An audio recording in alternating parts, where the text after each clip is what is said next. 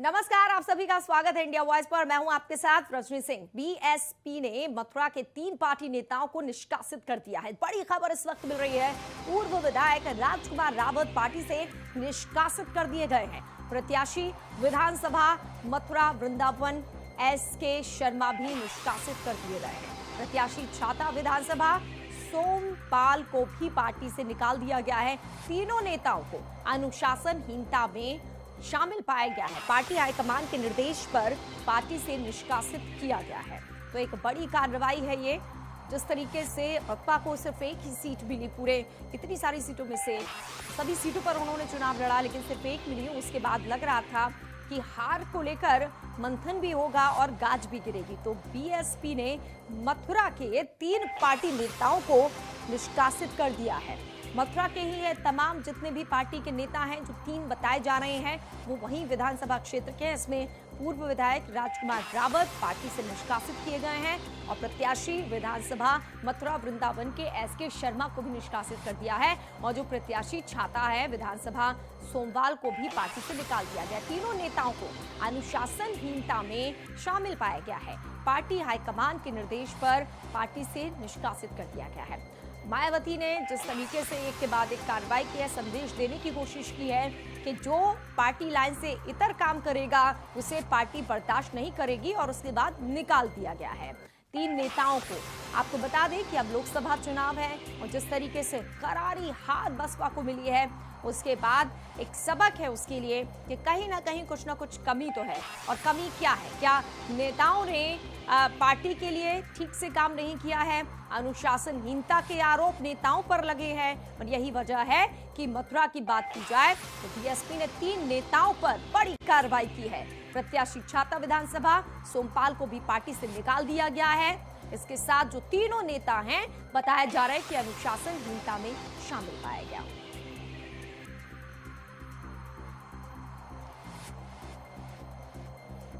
Party high command के निर्देश पर पार्टी से निष्कासित किया है। मथुरा से हमारे संवाददाता मनोहर पटेल इस वक्त फोन लाइन पर जुड़ चुके हैं। मनोहर, एक बड़ी कार्रवाई बसपा ने की है। इन नेताओं के ऊपर क्या कुछ आरोप लगे थे? जी देखिए, मैं बता दूं कि जो कि मायावती जो कि बसपा की सुप्रीमो है, उन्होंने 3 जो कि मथुरा के बड़े दिग्गज नेता थे, हाल ही में एसके शर्मा उन्होंने भारतीय जनता पार्टी को छोड़ करके बसपा में शामिल हुए थे और मथुरा विधानसभा से चुनाव लड़े थे। मैं आपको बता दूं कि राजकुमार रावत और एसके शर्मा के साथ एक और अन्य नेता को निष्कासित किया गया है। जी, तो अब लग रहा है कि जो पार्टी से इतर काम करेगा या अनुशासनहीनता करेगा, चाहे आप कहीं से आए हों, लेकिन बसपा के आने के बाद बसपा की विचारधारा होनी चाहिए और बसपा के लिए काम होना चाहिए। ये एक संदेश है मनोहर बाकी लोगों के लिए कि उनके ऊपर भी गाज गिर सकती है आने वाले वक्त में। जी बिल्कुल, देखिए कहीं ना कहीं जो कि बसपा वो अपना अस्तित्व खो रही है। इसी के चलते जो कि तमाम ऐसे नेता हैं जो कि जमीनी स्तर पर धरातल पर काम नहीं कर रहे हैं, उनके लिए यह एक बड़ी कार्रवाई की गई है। तमाम जो कि आने वाले समय में भी ऐसे नेताओं को बाहर का रास्ता दिखाया जाएगा। जी, तो मनोहर, इन तीनों में से किसी नेता से आपकी बात फोन पर या संपर्क हो पाया है? उन्होंने क्या प्रतिक्रिया दी है उनके ऊपर जो कार्रवाई की है? जी, अगर नेताओं की बात की जाए तो हमने एसके शर्मा से संपर्क करने का प्रयास किया था, लेकिन उनसे अभी बात नहीं हो पाई है और फिलहाल वो किसी का फोन रिसीव नहीं कर रहे हैं। जी, शुक्रिया मनोहर पटेल तमाम जानकारी के लिए। तो बीएसपी के जो 3 नेता हैं उनके खिलाफ बड़ी कार्रवाई पार्टी ने की है। महुआ में नारी सशक्तिकरण पर बीएसए सूर्यभान ने विवादित बयान दे दिया। उन्होंने कहा कि नारियां अपने संवैधानिक अधिकार का दुरुपयोग कर रही हैं। जहां नारियां सशक्त हैं वहां उत्पीड़न करती हैं और जहां अशक्त है वहां उत्पीड़ित होने का ढोंग करती हैं। बीएसए द्वारा महिलाओं पर दिया गया विवादित बयान सोशल मीडिया पर वायरल हो रहा है। बता दें, उन्होंने ये बयान पुलिस लाइन कांचीराम कॉलोनी के प्राथमिक विद्यालय के एक कार्यक्रम में दिया। तो नारी सशक्तिकरण पर बीएसए के बिगड़े बोल, अपने अधिकार का दुरुपयोग करती है महिला। सुनिए, कोशिश करते हैं आपको सुनाते हैं क्या कुछ कहा।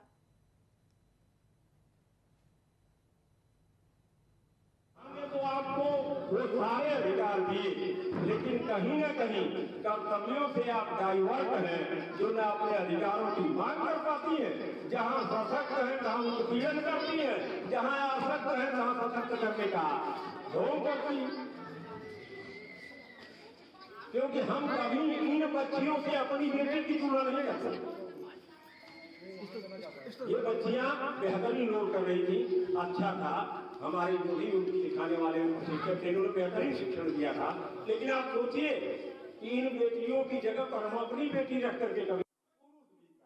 तो सुना आपने बीएसए की बात, किस तरीके से कह रहे थे। बीएसए का नाम मैं आपको बता दूं सूर्यभान है। एक कार्यक्रम था महोबा में नारी सशक्तिकरण पर, नारियों का ही अपमान कर रहे हैं और ये विवादित बयान दे दिया। उन्होंने कहा कि नारियां अपने संवैधानिक अधिकार का दुरुपयोग कर रही हैं। जहां नारियां सशक्त हैं वहां उत्पीड़न करती हैं और जहां अशक्त है वहां उत्पीड़ित होने का ढोंग करती है। यानी वहां पर भी उन्होंने कह दिया कि उत्पीड़न उनका नहीं होता है, ये उत्पीड़ित होने का ढोंग करती हैं। महोबा से हमारे संवाददाता इरफान पठान फोन लाइन पर जुड़ गए हैं। इरफान, बीएसए का ये बयान वायरल होने के बाद इनके खिलाफ अब कोई कार्रवाई की जाएगी? बिल्कुल बिल्कुल, आपत्तिजनक और विवादित बयान है। महिलाओं को लेकर जिस तरीके से यह बयान के द्वारा दिया गया है वो महिला सशक्तिकरण पर भी सवाल खड़े कर रहा है। किस तरीके से जिम्मेदार अधिकारी इस तरीके से विवादित और हास्यास्पद बयान दे रहे हैं, इसको लेकर तरह तरह की चर्चाएं महोबा में हो रही हैं, लेकिन इस पर अभी तक किसी प्रकार की कोई कार्रवाई की बात सामने नहीं आई है। लेकिन इतना जरूर है कि इनका यह वीडियो वायरल होने के बाद आम जनों में इस बात की चर्चा है कि जब बड़े पदों पर बैठे अधिकारी इस तरीके से महिलाओं को लेकर विवादित और आपत्तिजनक बयान देंगे तो जो इसका असर है वो कितना आम लोगों पर पड़ेगा, यह बड़ा सवाल है। इसको लेकर लोग चर्चा कर रहे हैं। जी, इनकी सोच महिला सशक्तिकरण को लेकर क्या है ये स्पष्ट हो गई है इनके बयान से। इरफान पठान, सबसे पहले ये जो वीडियो है थोड़ा सा इसके बारे में और बताइए, कब का है और ये जो बोल रहे हैं, बयान दे रहे हैं, किस उपलक्ष्य में दे रहे हैं, कितने लोग, कहां से लोग बैठे हुए हैं, क्या क्या कहना चाह रहे हैं? ये तमाम लोग शिक्षा विभाग के लोग ही बैठे हुए हैं जहां शिक्षा विभाग का एक कार्यक्रम चल रहा था।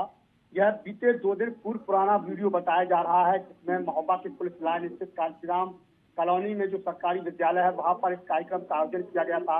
इस कार्यक्रम में नारी सशक्तिकरण पर बीएसए महोदय बात कर रहे थे और इनका तर्क सुनिए और तर्क से सुनकर आपको भी अचंभा होगा कि किस तरीके से महिलाओं को लेकर उन्होंने विवादित बयान किया है।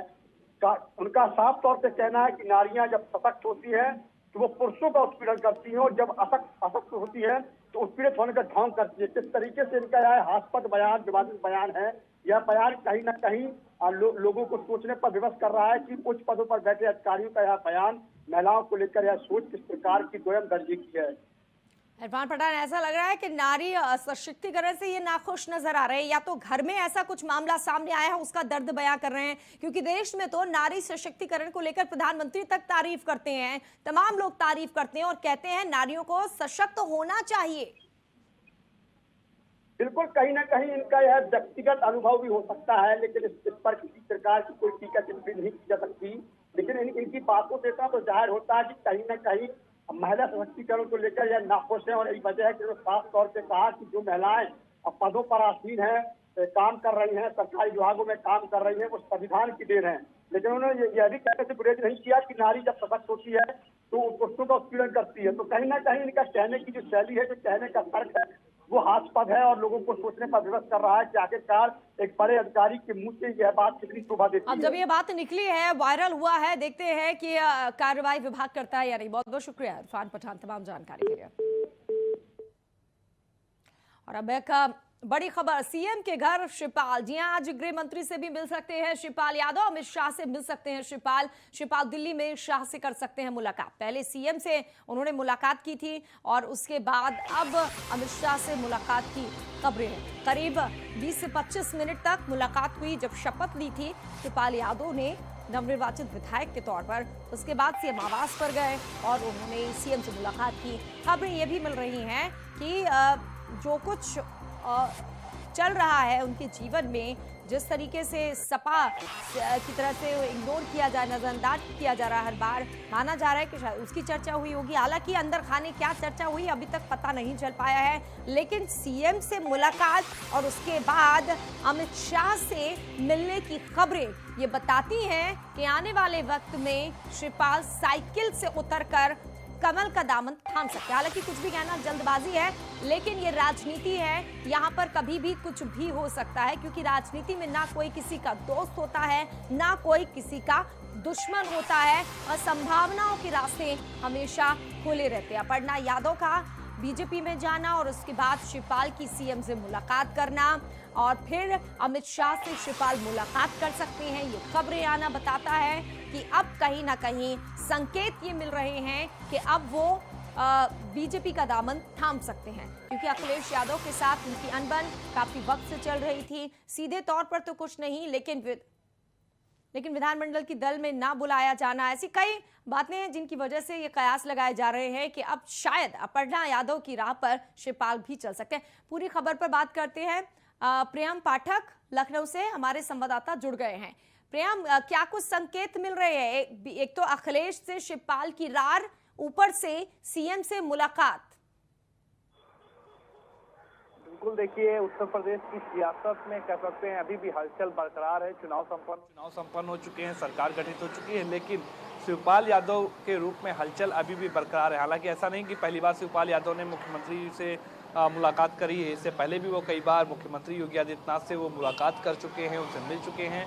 लेकिन इस बार की मुलाकात इसलिए काफ़ी अहम मानी जा रही है क्योंकि मुलाकात से ठीक 2 दिन पहले उनका बयान आया था कि उनको विधान दल की जो बैठक हुई समाजवादी पार्टी की, उसमें उनको उम्मीद थी कि बुलाया जाएगा, उसमें उनको नहीं बुलाया गया। कहीं ना कहीं उनकी अनदेखी की जा रही है पार्टी के अंदर, और इस बात से वो काफ़ी परेशान थे, उनको खराब लगा था, और इसीलिए उन्होंने कहा था कि मैं 2 दिन से लखनऊ में था, लेकिन मुझे जो है इस बैठक में नहीं बुलाया गया। जबकि अन्य लोगों को इसमें बुलाया गया है। पार्टी की तरफ से कहा गया था कि वो सहयोगी दलों की बैठक नहीं थी, समाजवादी पार्टी की बैठक थी, और शिवपाल यादव जो हैं वो पार्टी के हिस्से नहीं हैं, बल्कि वो गठबंधन हुआ था उसके वो हिस्से थे। और शिवपाल यादव ने जो है वो प्रगतिशील समाजवादी पार्टी की तरफ से गठबंधन किया था, तो कहीं ना कहीं एक नाराजगी देखने को मिली थी। और अब उसके बाद उनकी योगी आदित्यनाथ से मुलाकात, और फिर आज जिस तरीके से सूचना है कि वो गृह मंत्री अमित शाह से मुलाकात करने वाले हैं, तो माना जा रहा है कि शिवपाल यादव जो है वो अपनी राह को बदल सकते हैं। जिस तरीके से देखें,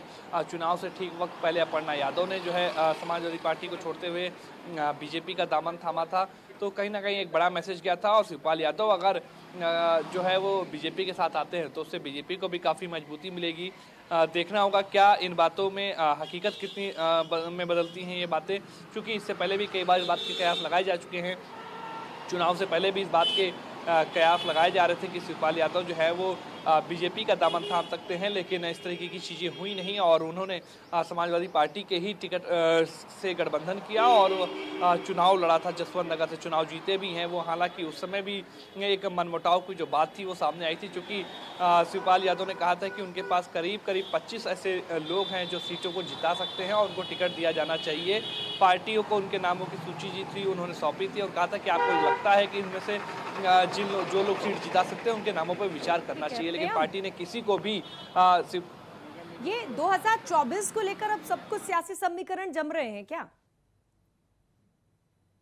बिल्कुल, देखिए बीजेपी भी 2024 की तैयारी में लग चुकी है, 22 को फतेह कर चुकी है और अब 24 की तैयारी में लग चुकी है। अब सभी समीकरणों को एक जो है वो मौजूदा वक्त में अगर आप देखें तो एमएलसी जो चुनाव होने वाले हैं उसको ध्यान में रखते हुए, इसके अलावा राज्यसभा को लेकर जो चुनाव होने हैं उनको ध्यान में है, और उसके बाद सबसे अहम जो है वो है 24 को लेकर जमीन को तैयार करना। तो कहीं ना कहीं शिवपाल यादव, चूंकि यादव वोट बैंक उनके साथ एक बड़ी संख्या में है, एक बड़ा कह सकते कार्यकर्ता और बड़े समर्थनों का उनके पास सैलाब भी है, तो कहीं ना कहीं अगर शिवपाल यादव बीजेपी में आएंगे तो एक बड़ा वोट बैंक जो उनके साथ में जुड़ता है तो वो कहीं ना कहीं शिवपाल यादव के साथ में बीजेपी की तरफ कन्वर्ट हो सकता है।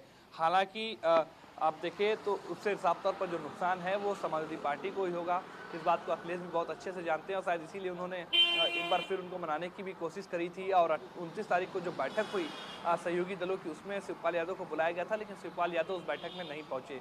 तो साफ तौर पर इन दिनों ये कयास लगाए जा रहे हैं कि शिवपाल यादव जल्दी बीजेपी का दामन थाम सकते हैं, और जो कि कहीं ना कहीं 2024 के लिहाज से बीजेपी के लिए एक बड़ी जीत के तौर पर होगा, एक बड़ी मजबूती के तौर पर होगा, जो कहीं ना कहीं 24 के चुनाव में बीजेपी की जीत में कह सकते हैं अहम भूमिका निभाते हुए। तो प्रियम, क्या सपा के नेताओं से आपकी बातचीत हो पाई है इस बारे में जो मेरी मुलाकातें चल रही हैं? देखिए, इस पूरे मसले को लेकर कोई भी नेता पार्टी का बोलना नहीं चाहता है, क्योंकि सीधा मामला जो है वो अखिलेश यादव से जुड़ा हुआ है और शिवपाल यादव दोनों ही इतने बड़े कद के नेता रहे कि कोई भी उनके मसले में नीचे इस तरह पे कोई भी बोलने को तैयार नहीं होता है। और साफ तौर पर अखिलेश यादव खुद जो है पर्सनली तौर पर इसको देखते हैं, समझते हैं और उनका पूरा कहना है कि प्रयास उन्होंने किए थे। एक लक्ष्य रखा गया था कि चाचा को साथ में लेकर आया जाए और जो दरार थी जो 2017 के चुनाव से ठीक पहले देखने को मिली थी उसको कम किया जाए, लेकिन वो शायद दरार अभी बरकरार है और कहीं ना कहीं उसी का बिल्कुल, ये जो दरार है कहीं ऐसा ना हो कि बीजेपी और शिवपाल के बीच एक करार बन जाए और पार्टी में दोनों का मिलन हो जाए। शुक्रिया प्रेम तमाम जानकारी के लिए। बहरहाल अब एक बड़ी खबर की बात करते हैं। यूपी सरकार के सभी मंत्रियों का बंगला अलॉट हो चुका है और डिप्टी सीएम केशव प्रसाद मौर्य को 7KD आवास मिला है। डिप्टी सीएम ब्रजेश पाठक को 3VD मार्ग आवास दिया गया है। सुरेश खन्ना को 10 कालिदास मार्ग का आवास दिया गया है।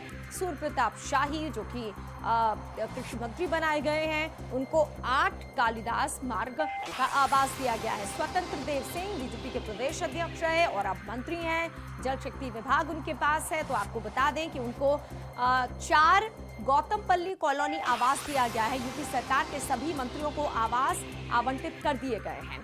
तो जो मंत्री हैं 52 उन तमाम मंत्रियों को आवास आवंटित कर दिए गए हैं। किसे कौन सा आवास मिला है वो भी हम आपको बता रहे हैं, बाकायदा उसकी पूरी लिस्ट है। और अब नवरात्र आने वाली है और नवरात्र के मौके पर उससे ज्यादा शुभ मुहूर्त नहीं होता है गृह प्रवेश का। तो माना जा रहा है कि नवरात्र के इस मौके पर तमाम मंत्री, क्योंकि अभी तो आवंटित किए गए हैं, अब वो तमाम मंत्री उसमें शिफ्ट हो जाएंगे और उसके बाद कामकाज तो चल ही रहा है। तो इंतजार था कि किसे क्या कौन सा आवास मिलता है। सबसे पहले तो विभागों का बंटवारा और अब उनके आवास का बंटवारा हो चुका है। डिप्टी सीएम केशव प्रसाद मौर्य को 7KD आवास दिया गया है और नए डिप्टी सीएम जो बनाए गए हैं ब्रजेश पाठक, उनको 3VD मार्ग आवास दिया गया है। और जो बाकी वरिष्ठ मंत्री हैं उनमें सुरेश खन्ना को 10 कालिदास मार्ग का आवास दिया गया है। आवास की जो रिनोवेशन था वो सब कुछ हो चुका है और अब अलॉट भी कर दिए गए हैं। माना जा रहा है कि नवरात्र के मौके पर प्रवेश भी होगा, गृह प्रवेश होगा तमाम मंत्रियों का। स्वतंत्र देव सिंह को 4 गौतमपल्ली कॉलोनी का जो आवास है वो दिया गया है। यूपी सरकार के सभी मंत्रियों को आवास आवंटित कर दिए गए हैं और अब वो गृह प्रवेश करेंगे नवरात्र के मौके पर। और बात करते हैं सपा अध्यक्ष की। सपा अध्यक्ष अखिलेश यादव ने ट्वीट कर बीजेपी पर निशाना साधा। बीजेपी सरकार के राज में ये बेहद नकारात्मक बात है। जो देता है अपराध की खबर उसी पर टूटता है कहर। चौथा स्तंभ हिरासत के डर से आजाद होना चाहिए। तो एक बड़ा हमला बोला है अखिलेश यादव ने और नेता प्रतिपक्ष बनने के बाद सदन में तो आवाज उठाएंगे ही, साथ ही साथ सोशल मीडिया के जरिए भी अब वो अपनी भूमिका बखूबी निभा रहे हैं। बीजेपी सरकार के राज में ये बेहद नकारात्मक बात है। सरकार की कानून व्यवस्था एक बड़ा मुद्दा है। इस पर उन्होंने कहा जो देता है अपराध की खबर उसी पर टूटता है कहर। चौथा स्तंभ हिरासत के डर से आजाद होना चाहिए।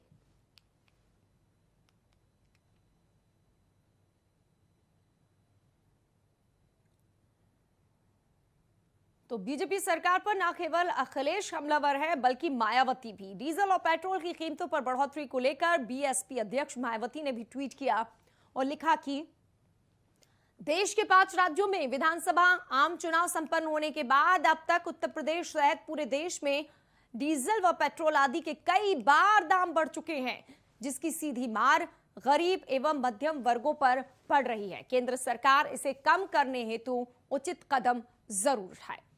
तो इंतजार था कि जो पेट्रोल डीजल के दाम लगातार बढ़ रहे हैं, पिछले 8-10 दिनों की बात की जाए लगातार बढ़ रहे हैं धीरे धीरे करके, उसको लेकर विपक्ष हमलावर है। पहले कांग्रेस ने निशाना साधा और अब बसपा की तरफ से मायावती ने ट्वीट करके कहा कि देश के 5 राज्यों में चुनाव संपन्न हो चुके हैं। उत्तर प्रदेश सहित पूरे देश में डीजल व पेट्रोल आदि के कई बार दाम बढ़ चुके हैं, जिसकी सीधी मार गरीब एवं मध्यम वर्गों पर पड़ रही है। उन्होंने सरकार से कहा है कि वो कम से कम इस पर विचार करे, केंद्र सरकार इसे कम करने हेतु उचित कदम जरूर उठाए।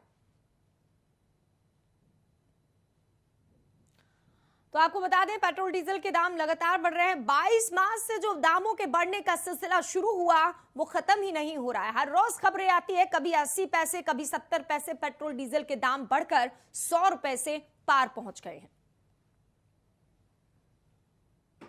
और अब यूपी में बड़े निजी अस्पतालों के पंजीकरण से जुड़ी खबर है। अस्पतालों के पंजीकरण में प्रशासन आईएमए की सहमति जरूरी होगी। 50 से कम बेड वाले अस्पतालों के रजिस्ट्रेशन सीएमओ करेंगे। बड़े अस्पतालों को 1 साल का अस्थायी लाइसेंस मिलेगा, यानी कि अब अस्थायी लाइसेंस दिया जाएगा और जो मानक होने चाहिए वो पूरे होने चाहिए। तो निजी अस्पतालों की जो बाढ़ सी आ गई है उसको लेकर आपको बता दें कि यूपी में बड़े निजी अस्पतालों के पंजीकरण से जुड़ी ये खबर है।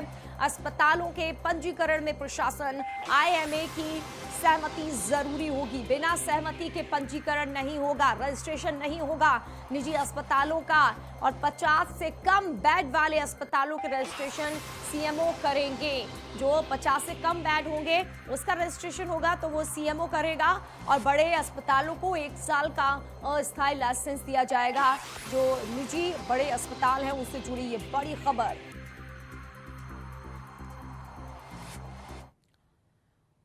और अब रुक आते हैं अगली खबर का। युवक की गोली मारकर हत्या करने के मामले में कोर्ट ने पिता पुत्र समेत 4 लोगों को उम्र कैद की सजा सुनाई है। साथ ही चारों दोषियों पर 15,000 रुपए का जुर्माना लगाया। ये खबर अमरोहा से है। सभी आरोपी जमानत पर बाहर थे। दोषी ठहराए जाने के बाद कस्टडी में लेकर जेल भेज दिया गया है। बता दें कि आरोपियों ने 4 साल पहले मामूली विवाद में टीटी के कहने पर एक युवक पर फायरिंग की थी जिसकी मौत हो गई थी। इस मामले में अब कोर्ट ने अपना फैसला सुनाया है।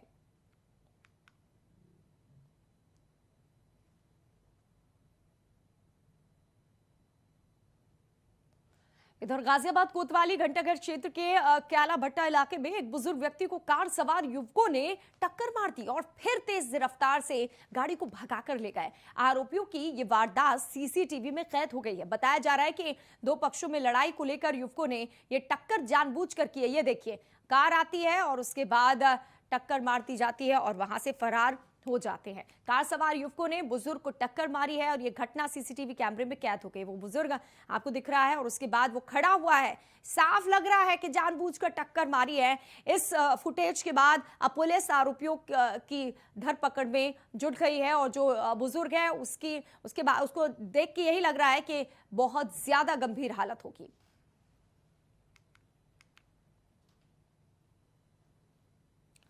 वहीं हमीरपुर के राट कोतवाली कस्बे में तेज रफ्तार कार का कहर देखने को मिला। शराब के नशे में धुत एक कार चालक ने सड़क किनारे खड़े लोगों को रौंद दिया, जिसमें एक मासूम बच्ची की दर्दनाक मौत हो गई और एक ही परिवार के 9 लोग घायल हो गए। सभी घायलों को इलाज के लिए अस्पताल में भर्ती कराया गया है।